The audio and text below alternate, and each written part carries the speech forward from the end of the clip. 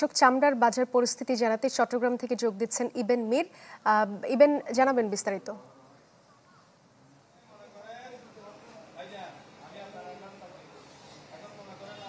চট্টগ্রামে ৪ লাখ চামড়া সংগ্রহের যে লক্ষ্যমাত্রা সেটি নির্ধারণ করা হয়েছিল, সেখান থেকে আমরা সমিতির যে নেতৃবৃন্দ তারা জানিয়েছেন তারা ৩ লাখ ৩.৫ লাখের মতো ইতোমধ্যে তারা সংগ্রহ করে ফেলেছেন। বাকি যেটি আছে সেটি আসলে দ্বিতীয় দিন তৃতীয় দিনে যেসব পশু কোরবানি হয়েছে সেই সব পশুর চামড়াগুলো আসলে তাদের যে লক্ষ্যমাত্রা সেটি পূরণ হয়ে যাবে বলে তিনি জানিয়েছেন। পাশাপাশি যেটি আসলে চামড়া নষ্ট হয়েছে, যেসব চামড়া গতকালকেও রাস্তায় পৌঁছে গেছে, সেসব বিষয়ে আমরা সমিতি নেতৃবৃন্দকে প্রশ্ন করেছিলাম। তারা যেটি বলছে যে এইসব চামড়া উপজেলা পর্যায় থেকে আসলে কিছু সংখ্যক অসাধু ব্যবসায়ী তারা অধিক মুনাফার লোভে তারা সেই যথাযথ নিয়ম না মেনে লবণ না দিয়ে এইসব চামড়া তারা শহরে নিয়ে এসেছিল। ফলশ্রুতিতে এই চামড়াগুলো আসলে নষ্ট হয়ে যাওয়ায় তারা রাস্তায় ফেলে পালিয়ে গেছেন, এমনটি আসলে সমিতি নেতৃবৃন্দ বলছেন।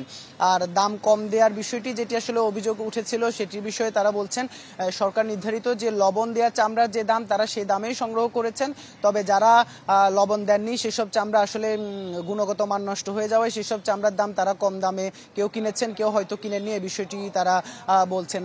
চট্টগ্রামের চামড়ার বাজার নিয়ে গত কয়েকদিন আসলে যে পাল্টা অভিযোগ চলছিল সে বিষয়গুলো নিয়ে আসলে ব্যবসায়ী সমিতির যে নেতৃবৃন্দ তারা বলছেন, আরোদ্য সমিতি নেতৃবৃন্দ তারা বলছেন যে আসলে তারা সব ধরনের নিয়ম কানুন মেনেছেন। তবে এখানে আরেকটি বিষয় বলেছেন যে সরকারি একটি সিদ্ধান্ত ছিল এবার মাদ্রাসাগুলোতে বিনামূল্যে লবণ দেয়া, যেহেতু মাদ্রাসাগুলোতে যে চামড়া যায় সবচেয়ে বেশি সেই জায়গায়, তবে সেখানে তারা অভিযোগ করছেন যে অধিকাংশ মাদ্রাসার লবণগুলোই আসলে তারা বিক্রি করে দিয়েছেন।